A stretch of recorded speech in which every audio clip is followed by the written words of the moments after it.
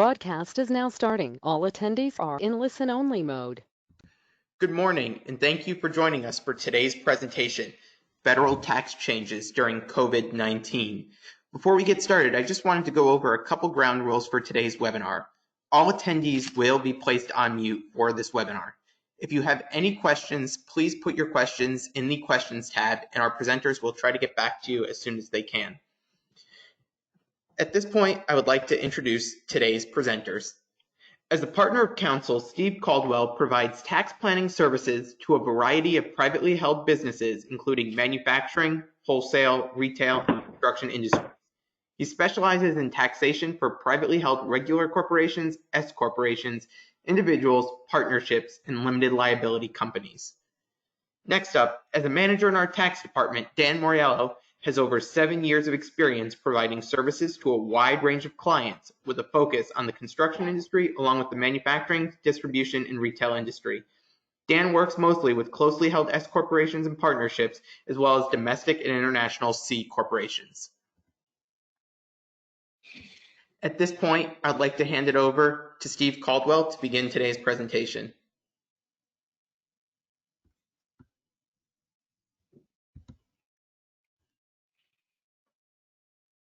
Actually, it looks like I'm going to be handing it over to Dan to begin today's presentation.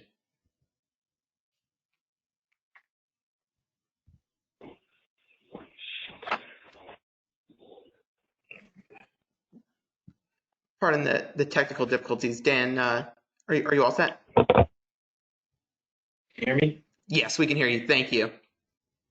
Okay. Hi, everybody. Sounds like Steve's having a bit of a technical issue, so I'll take over for him. So hopefully we can get him back on the line. So here's today's agenda. We're going to go over some of the major tax law changes that were included as part of the CARES Act. We're going to be talking about the employee retention credit, the delay of payment of employment taxes, your 2020 recovery rebates for individuals. So that's the $1,200 everybody's been hearing about that taxpayers are going to receive.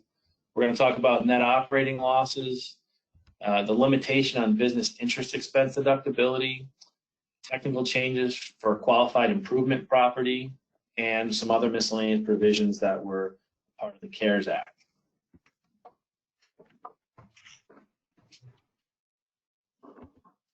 So to start off, we're going to talk about the employee retention credit.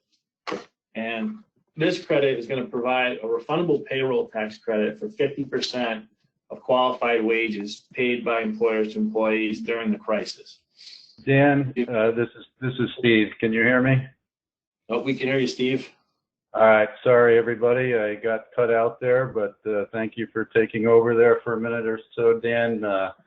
This is Steve Caldwell, tax partner at Bloom Shapiro, and I'm going to take over for these first couple of sections, and then I'll turn it back to Dan. So I missed a couple of minutes, so I hope I'm not being repetitive here, but thank you all for being with us today. We're talking about the tax provisions as they relate to the COVID-19 response. I know that this is going to disappoint a lot of people in the audience today because we've gotten a lot of advanced questions, and I would say 95% of those questions revolve around the payroll protection loan. We are not talking about the payroll protection loan today. We're only talking about the pure tax provisions related to the COVID-19 crisis. But if you are interested, we did do a webinar last week on the payroll protection loans, and you can go to the Bloom Shapiro site and you can access that webinar at any time. And of course, you can also call us and email us with questions, and we'd be happy to try and do whatever we can for you with respect to the PPP loans as well.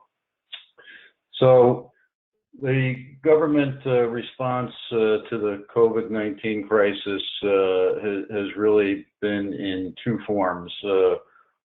To try and maintain the employer-employee relationship, try and keep as many employees working as possible, or alternatively, at least make sure that those people are getting paid. So the PPP loan program that I just spoke about is the major attempt at doing that. But we also have two other payroll programs, which we're going to be talking about today. The first is the employee retention credit for employers, and the second one that I'll be talking about in a few minutes is the payroll deferral that is available to employers.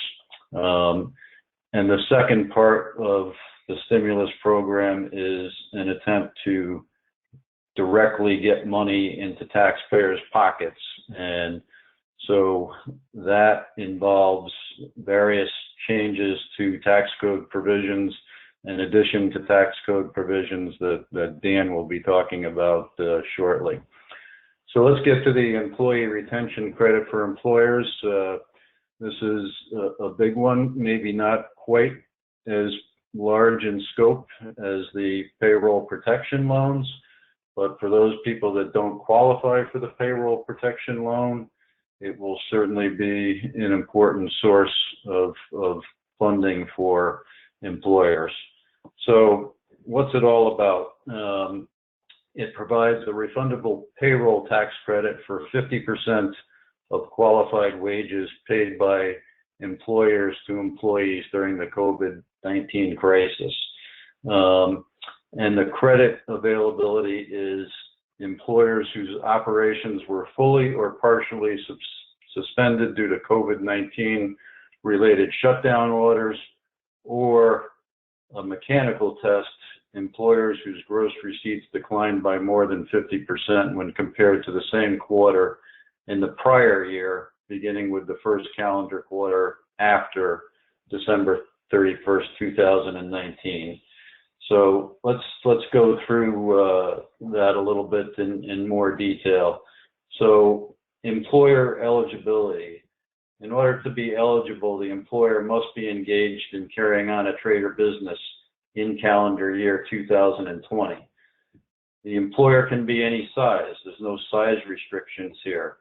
But there is a differential for employers that have greater than 100 average full-time employees. It's sort of a two-tier system, which we'll get to in a second. The employer can be a Section 501c organization, but more restrictive rules apply to those organizations. The employer cannot be a government or governmental organizations. And different from the PPP program, self-employed individuals are not available to take advantage of this provision. There's no overall dollar limitation on the amount of credit an employer can receive.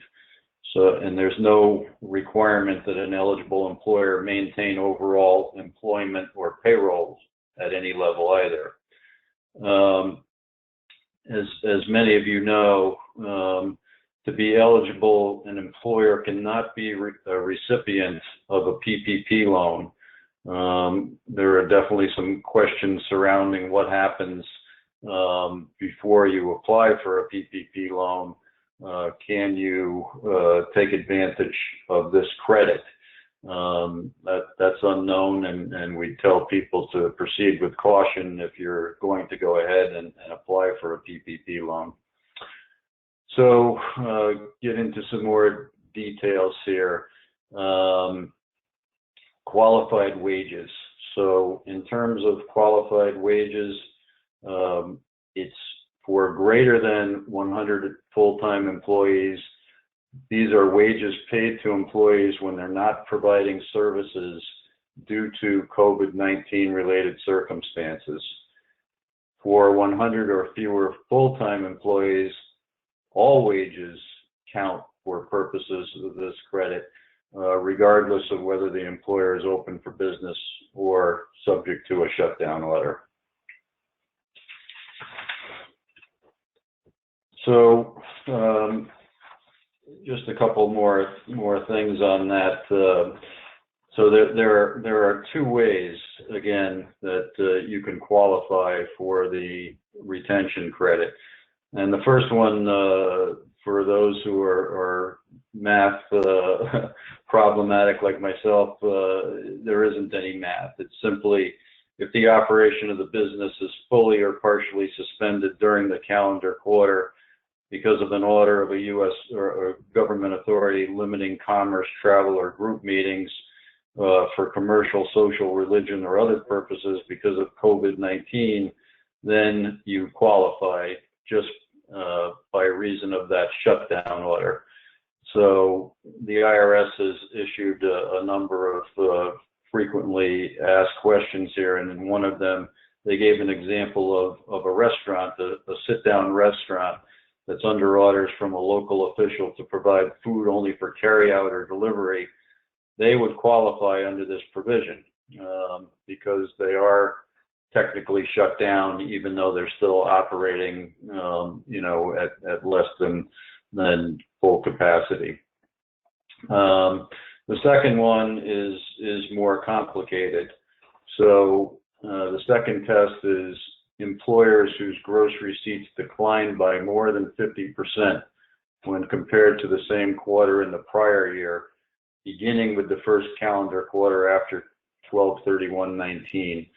So for each quarter in 2020, to meet this second test, you're looking at the comparable quarter in 2019 and seeing if your revenues have declined by more than 50% over that comparable quarter. If they have, regardless of whether or not you've been shut down by a governmental authority, then you qualify under this second mechanical test. And you qualify under this second mechanical test. This is where the math starts to get a little more difficult. You continue to qualify for every quarter until you're at a point where you have now gone back to an 80% revenue test, whereby you're looking at the prior quarter or comparable quarter in 2019, and if you've gotten to at least 80% of those revenues, then the quarter that follows that quarter, you're no longer eligible under this mathematical test. So it's a little confusing, I know. So it's not the quarter in which you reach the 80% threshold, it's the quarter that follows that 80% threshold. So theoretically, you could be going back and forth here. You could be qualified under the first non-mathematical calculation simply because you're shut down by a public authority, or you could qualify under this mathematical provision. So qualified wages, what are qualified wages? So again, for greater than 100 full-time employees, their wages paid to employees when they're not providing services due to COVID-19 related circumstances. If you have 100 or fewer full-time employees, they're all wages whether the employer is open for business or subject to a shutdown order.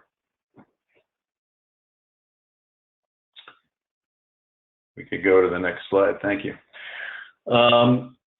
So again, this gets into the weeds a little bit, and for those of you who don't want to look at the tax code sections, you can forget about all this. Just call us and ask us, and we'll guide you through it. But basically, you have to determine how this 100 employee count is determined, and employers look at the average number of full-time employees employed during 2019 to determine whether or not you meet this 100 employee test, whether you're over or under it. So again, it's going back to 2019 for this test. I know that there's been a lot of confusion with the PPP loans as to what periods you're looking at to determine payroll, but this one is fairly clear cut. It's definitely going back to the 2019 year. And I won't bore you with the rest of these tax code sections. So then we get into some limitations. For this particular thing, although I told you earlier that there is no size requirement.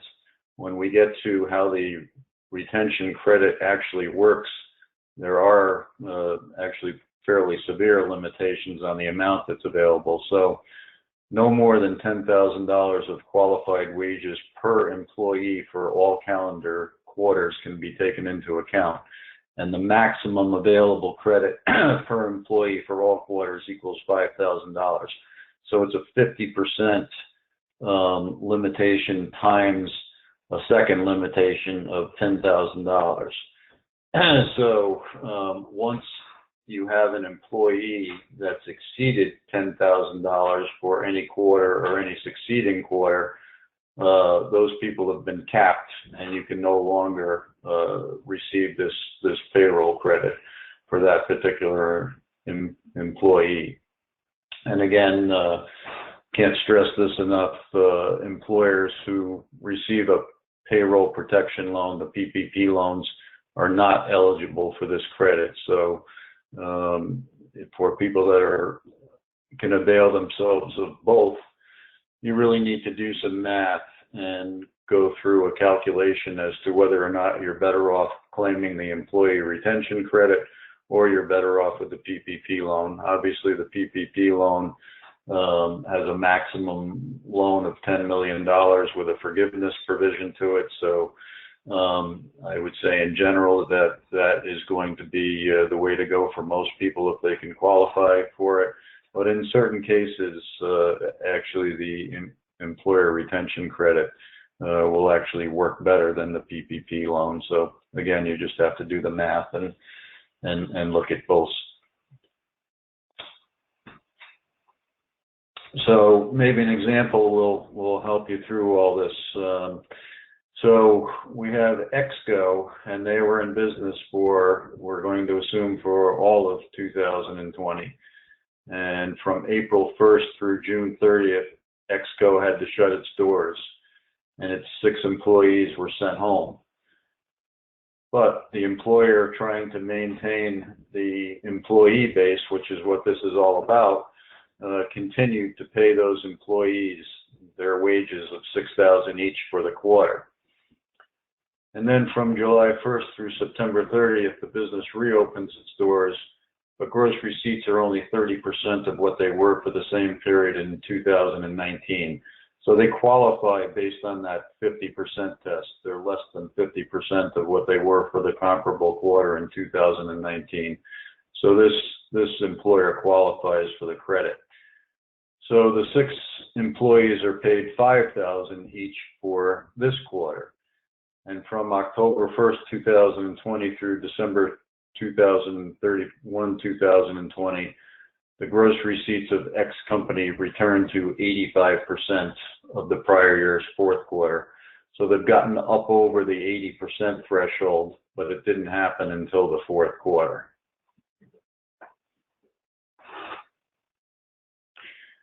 So I think we went one slide too quickly there. I've got to go back one slide, please. Thank you. So because Exco had fewer than 100 employees, remember the distinction here, either over 100 employees or below, it gets to count the wages paid to its 6 employees for both the second and third quarters of 2020, but up to only $10,000 each. So the credit for quarter 2 is $18,000, which is $6,000 of wages times the 6 employees. None of them have hit the max yet. None of them have hit the $10,000 threshold. And then you're multiplying it times the maximum percentage of 50%. So you've got $18,000 of potential credit. If we assume that the Social Security liability for that quarter for those employees, the employer share was $2,232, then X would get a credit refund, actual dollars coming back to them of the difference between the $18,000 and the $2,232. So an actual credit refund of $15,768. For quarter 3, X company will get a credit of $24,000. So you've got 6 employees. but you don't get to take their full amount of their wages because they're capped. So the 6 employees times only $4,000, and the credit for that quarter is going to be $12,000. And if we assume the Social Security tax is $1,860 for that quarter, the refund would be the $10,140. Next slide. Thank you. So now we get to the situation where we're over 100 employees in this example. So if EXCO had 110 employees who were each paid $6,000 in quarter 2 and $5,000 in quarter 3, because EXCO's total employees exceeded 100, EXCO could only count as qualified wages those wages paid to the 110 employees during the time the employees were not actually working in quarter 2. EXCO could not count the wages paid to employees during the drop in gross receipts period because it has more than 100 employees. Thus, the credit would be limited to 50% of $6,000 of wages each. So a big differential here between people that are under or over 100 full-time employees for this employee retention credit.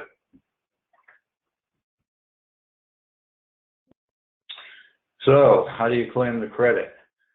You report your total qualified wages and reported and related credits for each calendar quarter on your Form 941. And the IRS has stated that an employer can reduce its federal employment tax deposits by the qualified wages it is paid without incurring any penalties. So you can sort of look ahead to what you believe you're going to receive in employer credits and apply that against your current employer tax liability. And beyond that, if you don't have sufficient federal employment taxes set aside to fund the qualified wage payments, you can get advance payments of employer credits due to COVID-19 by filing a Form 7200. So you can actually get refunds even though you don't have, you haven't reached the payroll tax liability yet. There is additional guidance in 3 forms at this point. Notice 2020-22, Information Release 2020-62, and frequently asked questions from the IRS on the employee retention credit under the CARES Act. So now we're going to talk about the second provision that tries to keep employees still maintained by employers, and that's a provision that calls for a delay of payment of employer payroll taxes. So it's not a credit, as we just talked about with the employee retention credit. It's the ability to defer paying the employer share of Social Security tax or Tier 1 and Tier 2 of railroad retirement taxes. For employers, for general employers not subject to RRTA, Medicare, the Medicare portion of Social Security taxes is still required to be paid. So keep that in mind. And the deferral period here that we're talking about, that employers can defer these taxes, is for the period March 27, 2020 through December 31st, 2020.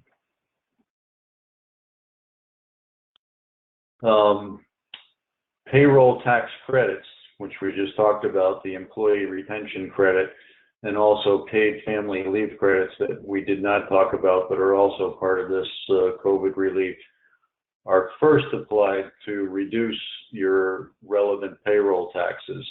And so it's any remaining employment taxes that would be due that are eligible for this deferral under these provisions.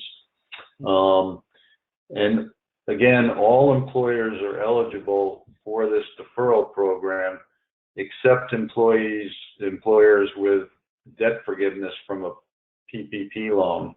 So again, it's a little confusing as to how the deferral might work for someone that has actually qualified for a PPP loan and gotten approval for it, but they haven't received debt forgiveness from that loan yet. There's a question outstanding as to whether or not you can avail yourself of this payroll deferral prior to the time in which you apply for debt forgiveness relief. Hopefully we get some qualification from that from the Treasury Department or the Small Business Administration.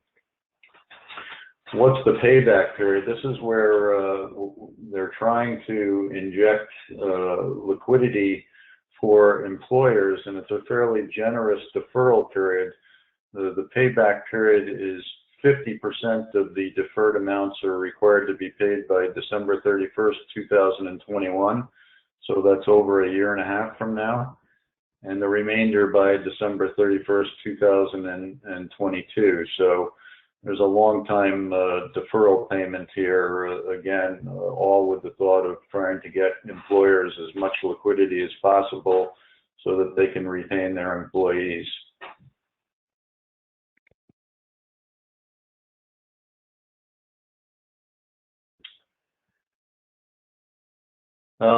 Again, can't reiterate this point enough. The statute doesn't provide for the effect if a taxpayer has deferred applicable employment taxes prior to receiving a paycheck protection loan or prior to the loan forgiveness. So it doesn't appear from the statute that claiming the credit would impact an actual application for a PPP loan, but we really don't know at this point, and we're hopeful of getting some IRS or SBA guidance on this. And whenever we get that, we'll be sure to update our Bloom Shapiro website. So you can certainly use that as a resource. The provision also applies to self-employed individuals, so different than the employer credit retention bill, which doesn't apply to self-employed individuals. This does. So it's 50% of the SECA taxes for self-employed period are also eligible for this deferral, and 50% of the deferred amount would be due by December 31st, 2021. And the other 50% would again be due by December 31st, 2022. And estimated taxes for these self-employed folks will not be required for these deferred taxes. So what does this mean for people that are filing as self-employed people and filing their tax returns? These payments are normally due with the filing of their returns. So it appears that when folks file their 2020 tax return, that the payment for the 50% of the SECA tax will not be due with their returns, and they will be due on December 31st, 2021. And we're still awaiting guidance from the IRS as to how to actually calculate the SECA taxes that are for the deferral period, March 27th, 2020 to December 31st, 2020. So next we're going to talk about the 2020 recovery rebates for individuals. I'm going to go through this rather quickly. This has obviously generated a lot of interest because it's stimulus money that is going directly to households. And there are lots of ins and outs to the provision, so we're going to try and give you a 30,000-foot view of it. So first of all, who qualifies? It's any U.S. resident, but you can't be a dependent of another person. And that applies regardless of whether or not you filed as a dependent with your tax return. And most importantly, you have to have a work-eligible Social Security number in order to get this benefit. What's the rebate value? It's $1,200 for a single person and $2,400 for a married couple. And there's an additional $500 per dependent child. These are dependent children under age 17. So how does a rebate work? This is something that confuses people, but the rebate is actually an advance payment of a 2020 credit that will be claimed on people's tax returns when they file their 2020 return. So you're getting an advance payment of a credit that will be claimed. And so each individual who meets the eligibility tests in 2019 or in 2018, if you haven't filed a 2019 return yet, they're going to be treated as if they made a payment against their tax in an amount that would have been allowed as a credit in that year. So upon filing their 2020 returns, eligible taxpayers will calculate their actual credit amount and reduce their 2020 credit amounts by the amount of advance refunds that they've already received, a so-called true-up calculation. So if you have a credit, for say $1,200 and you've already received an advance payment of $1,200, then you're not eligible for any additional credit. If, on the other hand, you were eligible for, say, $2,400 of credit, but you only got $1,200, then you'd be eligible when you filed your 2020 return to claim that excess credit. So some important limitations. This is not designed to help people over certain adjusted gross income limitations. So adjusted gross income can't exceed $75,000 for single taxpayers, $112,500 for head of household taxpayers, and $150,000 for married taxpayers. And once you exceed those thresholds, the rebate amount is reduced by $5 for every $100 that the taxpayer's income exceeds the phase-out threshold. So the amount is completely phased out for single filers with incomes exceeding $99,000, $146,000 for $500 for head of household filers with one child, and $198,000 for joint filers with no children. So how is the IRS going to figure all this out as to how much advance refund they're going to give to people? So first, they're going to look to people that have already filed their 2019 return. And if no return's been filed yet for 2019, then the IRS is going to look to 2018 to determine how much the refund should be. If the taxpayer hasn't filed a 2018 or 2019 return, because maybe they don't have a filing requirement, the IRS is going to ask people to do one of two things: file as soon as possible, or they're going to look to other sources if they can. For instance, the Social Security Administration, to see if people are qualified for Social Security, and they're going to try and determine their refund amount from looking at those alternate sources.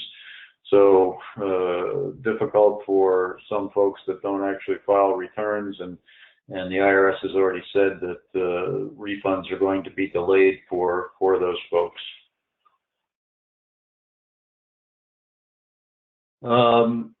So the statute provides that the Treasury should distribute the refunds as rapidly as possible, and the statute even calls for electronic payments to taxpayers who have authorized on their 2019 or 2018 refunds by electronic means.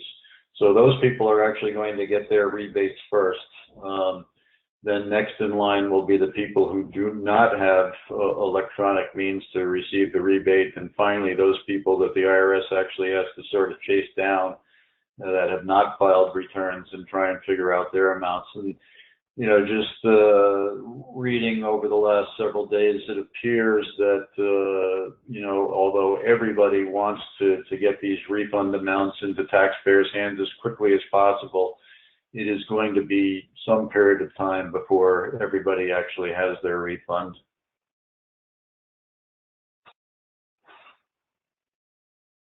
I'm going to skip this next slide and because of absence of time, but please feel free to read through it at your leisure. It might give you a little bit more insight. So I'm going to turn it over to my colleague Dan Moriello now, and Dan is going to go through some of the other provisions of the legislation that have come about as a result of COVID-19, and some of these new provisions are very important for taxpayers in terms of getting additional funds into their hands as they've relaxed a lot of the rules that have been in place. And again, the whole thought behind this is to try and get more money into taxpayers' hands, or at the very least, reduce future tax payments that they need to make. So with that, I'll let Dan take it away. Thank you very much, Steve. So the last couple of things that Steve went over all dealt with the payroll side and helping employers either keep employees on and reduce the costs and the burden that employees are giving them without revenue coming in. These next provisions that I'm going to discuss all mostly deal with the income side and how the service is attempting to create cash flow for businesses by reducing or allowing losses to flow through, or allowing deductions for increased interest or capital expenditures. So the first topic I want to discuss is net operating losses and the changes that the CARES Act has made to those rules. The provision relaxes the limitations on a company's use of losses. So NOLs are currently subject to taxable income limitation, and they can't be carried back to reduce income in a prior year. So what the CARES Act has done is it provides a provision that an NOL arising in a tax year beginning in 2018, 19, or 2020 can be carried back 5 years. The provision also temporarily removes the taxable income limitation so that an NOL can now fully offset income. These changes are going to allow companies to utilize losses and amend potentially prior year returns, which could provide cash flow and liquidity during this time. So if we look here, one of the things that also is noted is that if you have tax years beginning after December 31st, 2020 and forward, your losses carried from a taxable year beginning before January 1st, 2018 can offset 100% of the taxable income. And the reason is because this was prior to the passing of the Tax Cuts and Jobs Act, which implemented this limitation. Any losses carried forward from a taxable year beginning after December 31st, 2017 can only offset 80% of taxable income, and that's the current rule. Next. So the question is, which entities can take advantage of this? Well, this is available to all taxpayers that have NOLs. So that includes individuals, trusts, estates, C corporations. There are special rules that are going to apply for REITs and life insurance companies, and also any carryback year to which Section 965 applies, but we're not going to get into that during this webinar. So the question now is, how can we carry back a loss, or how can we claim that carryback? So there's two ways, and the easiest way would be to file an amended return and claim that loss. The other way is under Section 6411, generally allows taxpayers to file an application for a tentative carryback adjustment. And this helps to generate a quicker refund. The way to accomplish this is for individuals by filing Form 1045, and for C corporations that they can file Form 1139 for the loss year at or after the date the return the loss year was filed, and within 12 months after the end of the tax year of the loss. That would mean that to carry back a loss arising in 2012, you'd have to file either Form 1045 or 1139 by 12/31/19. One thing that the CARES statute does provide is that to elect out of a carryback in order to carry forward for a loss year arising in a tax year beginning in 18 or 19, the election would need to be made by the due date for the filing of the taxpayer's return for the first taxable year ending after the date of enactment. So that would be your 2020 return. Based on those provisions in the statute, though, we will need the IRS to confirm guidance. It appears the IRS may extend the deadline for filing Form 1045 or 1139 to allow for carryback claims of losses arising in 2018, because currently with the dates, those forms would not be timely, they would be late for 2018 years.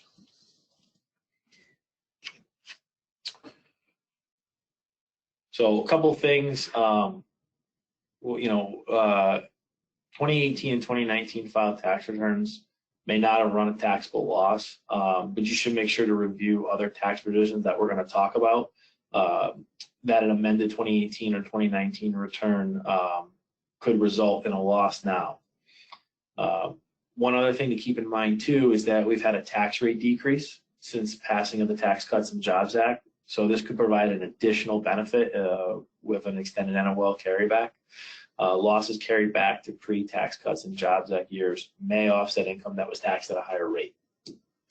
And fiscal year taxpayers with NOLs arising in tax years beginning in 2017 and ending in 2018 now have the opportunity to amend or file a Form 1139 to carry back the loss. Form 1139 has to be filed within 120 days of the CARES Act enactment to be treated as timely filed.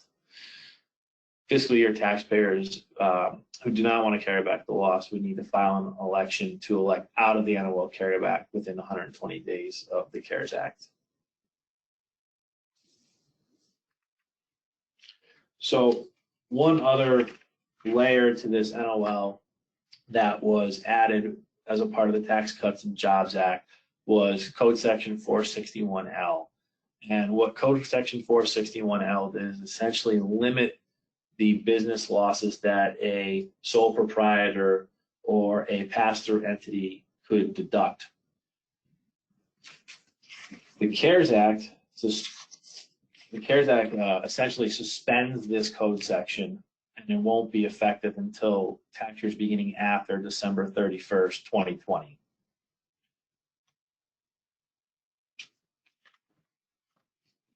So what does this all mean?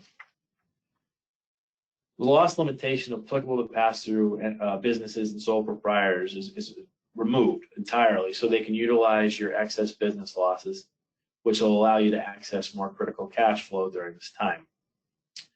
If you had excess business losses in 18 or 19, you should amend your returns in order to deduct these losses and potentially claim some refunds.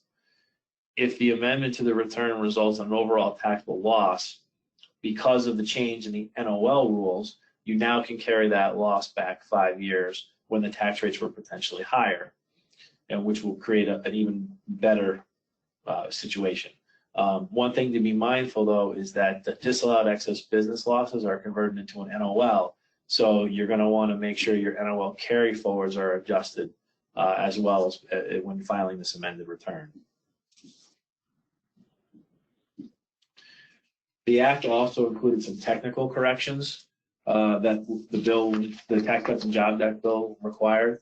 One of the things that originally was in the Tax Cuts and Jobs Act was that if you received wages from the business, those wages could be used to increase whatever flow-through loss was coming from that particular business. The CARES Act corrects this and now excludes wages from increasing that loss. So what was happening was, prior to the CARES Act, you could use wages to create more income, which would potentially allow more of a loss through, where now those wages are excluded and more loss can now be limited. The other side of that too is the sale or exchange of capital assets are not treated as business losses. So gains from the sale of a capital asset are going to be treated as business income to the extent that the capital gain income is attributable to a trade or business. The term capital gain income is not defined by the statute, but we're hoping that some regulatory guidance will come out and clarify that definition for us. So the next provision I want to talk about is the limitation on business interest. and you might have heard to it as referred to as Code Section 163J. This was also a new provision that was added by the Tax Cuts and Jobs Act, and essentially limited the deductibility of business interest to 30% of your taxable income with a few adjustments. What the CARES Act has done is they've increased this limitation to 50% for tax years 2019 and 2020. And it also allows for tax years in 2020 the opportunity to elect to use your 2019 taxable income with adjustments when determining your limitation under 163J. And the whole purpose and thinking behind that is many businesses are going to suffer losses in 2020, which would reduce their taxable income, further limiting the deductibility of their interest. By being able to use 2019's taxable income with adjustments, the hope is that a larger amount of business interest, if not all of the business interest expense, would be deductible for taxpayers. The one caveat, though, is that for 2019, these provisions do not apply to partnerships. They will only apply to partnerships for the 2020 tax year. And one thing, though, is that partners who were allocated an excess business interest expense in 2019 will be able to deduct 50% of that in 2020. The remaining 50 will be subject to the regular rules for excess business interest from the partnership. A partnership could also elect out of this provision that allows them to use their 2019 ATI to determine 2020 interest expense limitation, but you have to do that at the partnership level. And if we move forward next, so the question as we've been getting on, why would this be separate for partnerships in 2019? And the reason is because of the change in the way the IRS has decided to audit partnerships.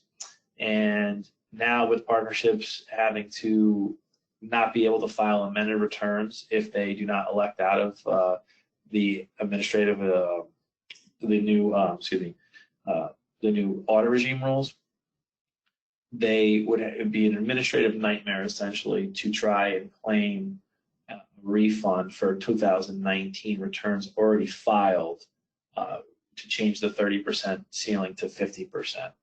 So this was kind of a workaround by the CARES Act, allowing partners to take 50% of the 2019 excess business interest as a deduction in 2020. And it could provide relief to the owners of the partnerships without requiring the partnership to file those complex administrative adjustment requests. It should be noted, though, that the CARES Act rule for partnerships applies to all partnerships, regardless of whether the partnership has actually filed its 2019 tax return or not yet.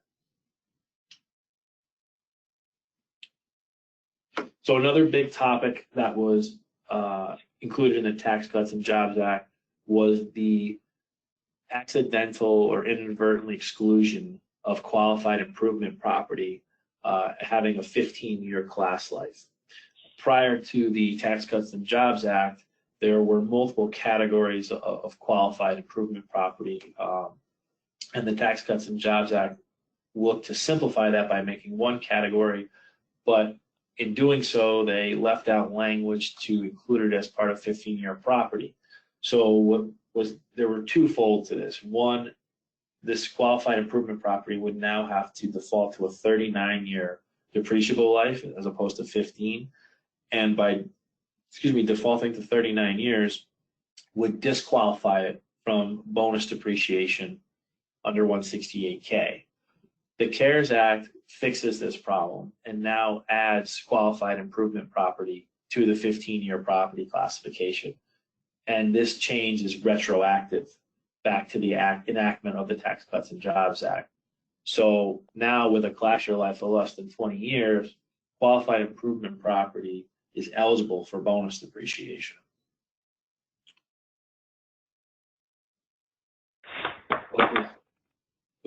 What this does for taxpayers is going to increase cash flow potentially by allowing companies that are making capital improvements in this area to directly write off the full cost, reducing their taxable income.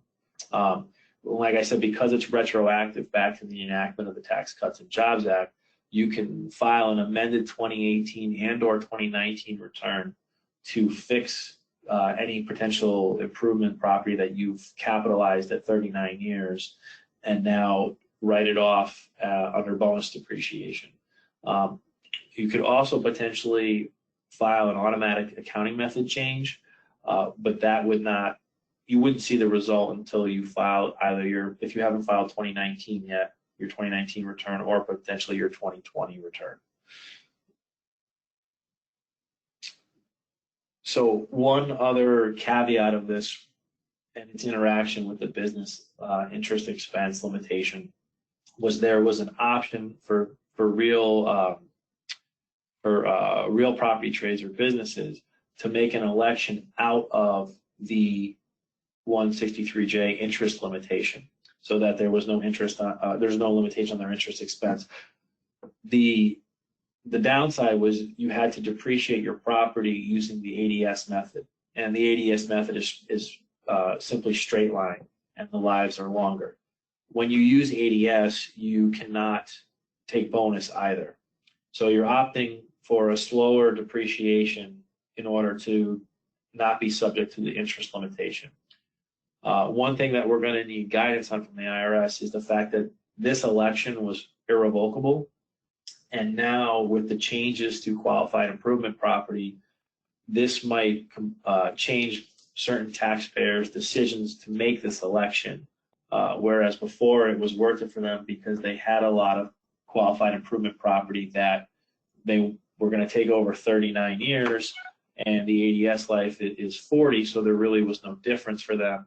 Where now qualified improvement property is 15 years and bonus eligible, they may not want to elect out of the interest expense limitation. The IRS is going to need to issue guidance, or the Treasury is going to need to issue guidance on whether or not these taxpayers who have made this election can change that election and go back because the election is irrevocable. So those are the three major provisions, and now we'll talk about some other ones that were also included in the Act. That's how we're doing on time. Okay. So the Act also enacted a special rule for retirement funds. Normally, you would be subject to a 10% early withdrawal penalty for taking out funds from a retirement fund too early. This penalty is now waived for distributions up to 100 grand from qualified retirement accounts, but it has to be for a coronavirus-related purpose, and it must be made on or after January 1st, 2020. The amount that, if any, would normally be taxable would be taxable now instead of the year of distribution. It would be spread out over 3 years. But if you wish to recontribute that amount during that 3-year period, you would reduce the amount taxable and up to 0 if you recontributed the whole amount. What is the service going to view as a coronavirus-related distribution? Would be someone who is diagnosed with COVID-19, someone who has a spouse or a dependent that's diagnosed with COVID-19, or someone who experiences adverse financial consequences as a result of being quarantined, furloughed, laid off, having work hours reduced, being unable to work due to lack of child care due to COVID-19, closing or reducing hours of a business owned or operated by an individual because of COVID-19, or other factors as determined by the Treasury Secretary. So, that's kind of a broad category at the end there. There could be other issues that you could potentially get the penalty waived for. The other side of this is the temporary waiver of the RMDs. So the required minimum distribution rules for certain defined contribution plans and IRAs for 2020 is waived. For individuals who otherwise would have to be required to withdraw funds for such retirement accounts won't have to in 2020. Plans are allowed to suspend making these required minimum distributions to participants who turned 70 and a half in 2019 had not yet received their 2019 distribution. If someone already took their RMD for 2020, which some people do in the first week of January. It looks like they're going to be out of luck. There's no provision in the bill that allows someone to put back a required minimum distribution that's been taken in 2020. The distribution will still be treated as such and therefore taxable. The IRS also is trying to encourage generosity, so they've allowed taxpayers a above the line deduction, meaning you did not have to itemize in order to receive the benefit of a contribution of $300 to churches or other charitable organizations. Also, your charitable contributions are currently limited to 60% of your adjusted gross income. That limitation is suspended for 2020, and you can now deduct up to 100% of your adjusted gross income for charitable contributions, but not greater. And corporations which have a 10% limitation, that limitation is increased to 25%. And the food inventory limitation is increased from 15 to 25%. For any employers that are helping employees pay student loans, this repayment benefit to employees on a tax-free basis, under the provision, an employer can contribute up to $5,250 annually toward an employee's student loans, and such payment would be excluded from the employee's income. The dollar amount cap applies to both new student loan repayment benefit as well as other educational assistance, so that would be tuition, fees, books provided by the employer. The provision applies to any student loan payments made by an employer on behalf of an employee after date of enactment and before January 1st, 2021.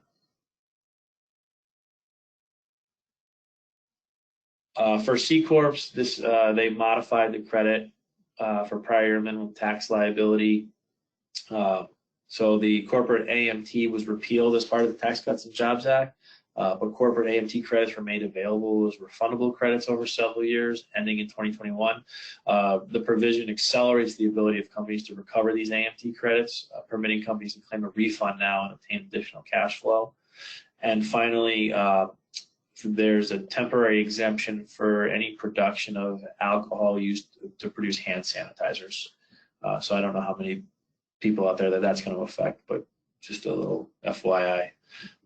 And so that's going to do it for my spiel, and I think we're just about at noon, so I'll turn it back over to Jared to wrap things up.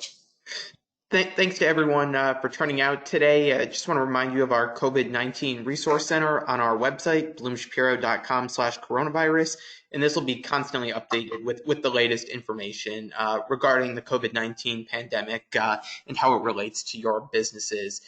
I do know that we did have some questions submitted during the webinar, and we will work as quickly as we can to get back to you with answers to those questions. So at this point, I'd like to thank you all for attending today. And again, feel free to reach out to us with any questions you might have on these topics. Thank you for attending.